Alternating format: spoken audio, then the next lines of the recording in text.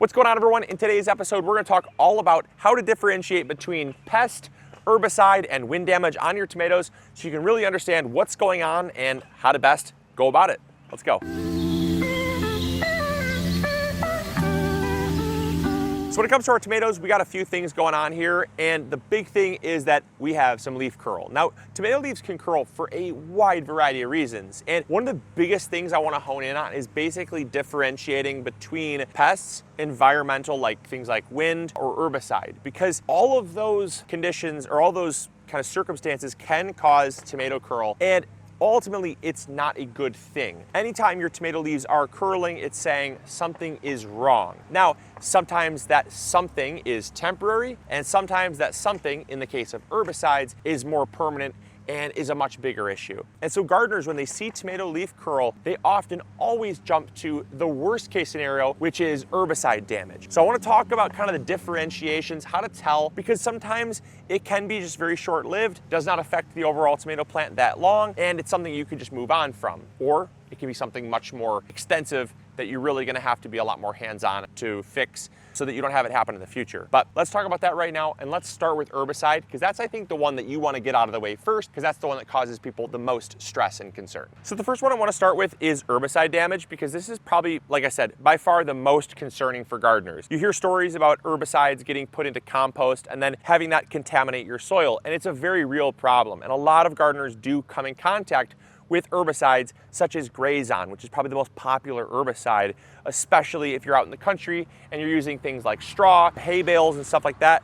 A lot of those products can be treated with Grazon. Now, Grazon is a very potent chemical that stays in the soil for a very long time. It doesn't necessarily just get depleted within a season. It can stay in your soil for many, many years. And what happens is it essentially stunts the growth and inhibits new leaf development. And so oftentimes our gardeners will plant out their gardens, stuff will be growing great for a few weeks, and then all of a sudden the tops will start to be just really stunted, very curly, and essentially that plant is struggling to form new leaves and will actually struggle to actually form new growth, because the Grazon is starting to affect the plant systemically. And so over time, that eventually just really yields super poor yields, very poor growth, and ultimately it leads the plant to then suffer an inevitable death because it's within the soil and it's within the plant. But there's a couple things you can do that are very simple to rule out Grazon almost immediately, and that's by looking at the garden as a whole. So the relieving thing for me is that the issue is very localized. You see, if you have your garden and you're using the same soil from the same source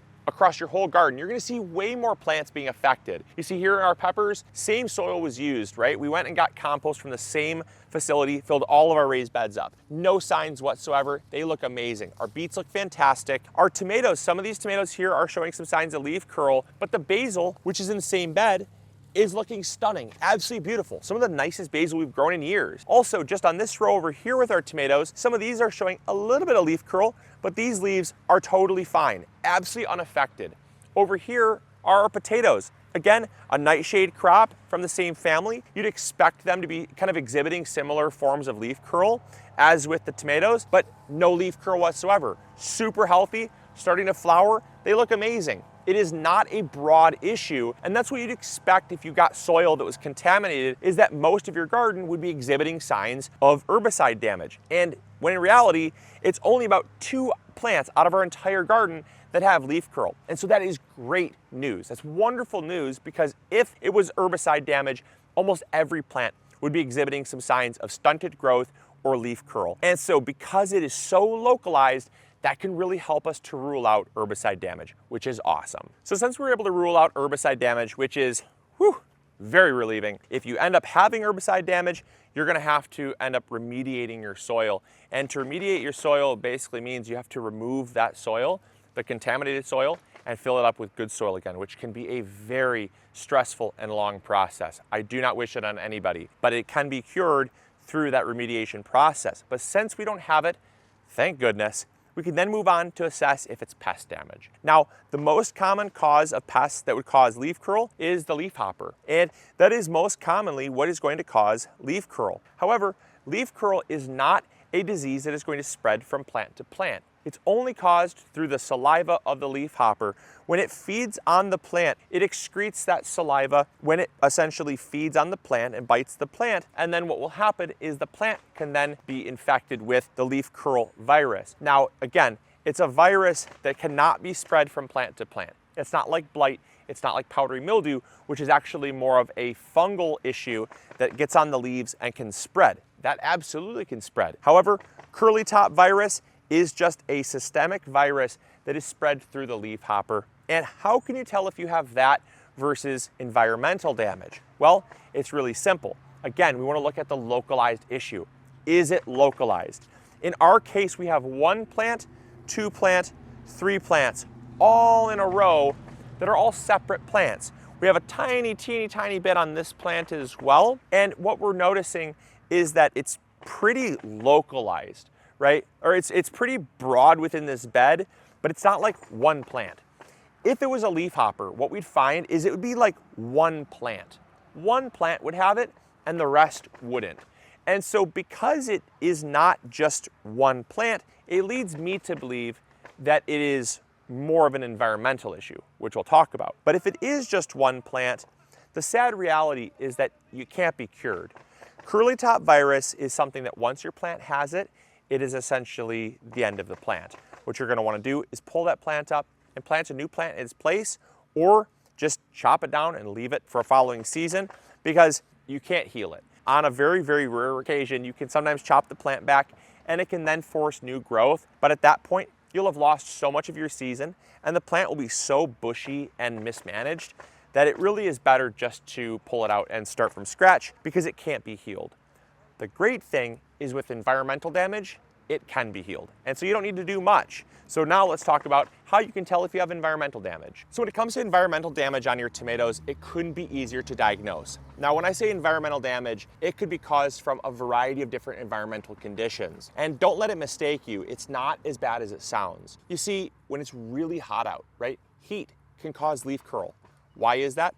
Well, these leaves here, they're all full of water. And the plant is trying to conserve water to keep it alive and to keep fruit set. So what it will do is it will curl these leaves up if it gets real hot. And it will curl those leaves so that there's less surface area exposed to the wind. You see, if you roll something up, there's way less exposure to sunlight as well as wind, which we'll talk about, to dry that leaf out. And that can help to conserve water. Now, unfortunately, once the leaf curls, it cannot uncurl. And so what it will do is it'll form new growth. And that future growth should, if it was caused from really hot sun, should eventually be normal again. Once the plant has started to form lots of new normal growth, things should be totally fine. The second form of environmental damage could be a lack of water. Now, if your plants go very dry, you'll notice that they curl up, and curling up is generally from the plant trying to reduce how much sun is hitting those leaves. Again, sun can actually cause dehydration. And so what it's doing is it's trying to reduce the surface area, that the leaves can be exposed to the sun. And so again, once they curl, they can't uncurl, but those new leaves, once it kind of gets less hot or the sun kind of fades in strength, it's going to form new leaves that are not curled. The third form of environmental damage could just be strong wind. Now, what leads me to believe that this is strong wind, and kind of spoiling the surprise here, is that it's just the tops of these tomatoes. The lower leaves, these plants were growing just fine for about the past 5 weeks. They were growing just fine.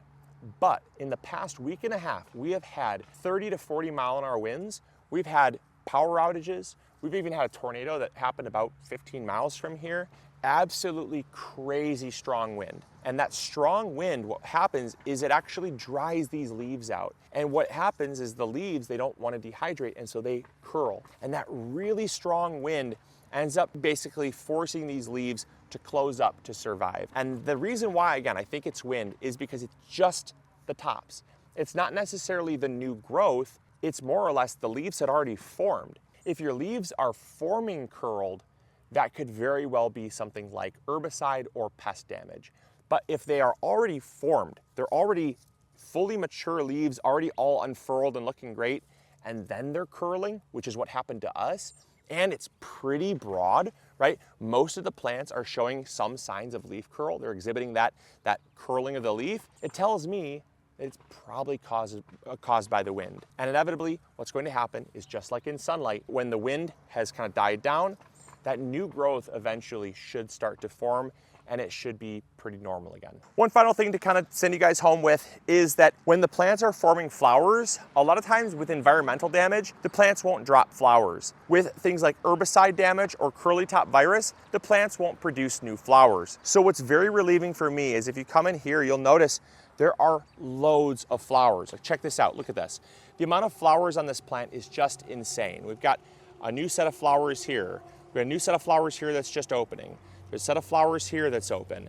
There's sets of flowers here that are open. This plant is not showing any signs of slowing down the amount of flowers. So despite the fact that the leaves are curling, it's still producing flowers and should be producing fruit. Again, this leads me again to believe that it was wind damage that caused this.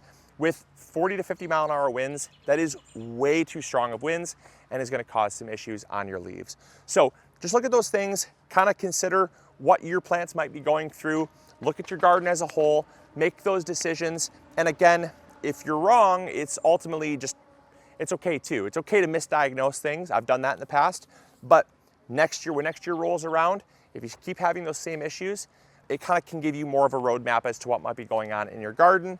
But for most gardeners, and I say most, it is generally environmental damage that causes leaf curl on your tomatoes, and it's really no cause for concern. So I hope you guys enjoyed.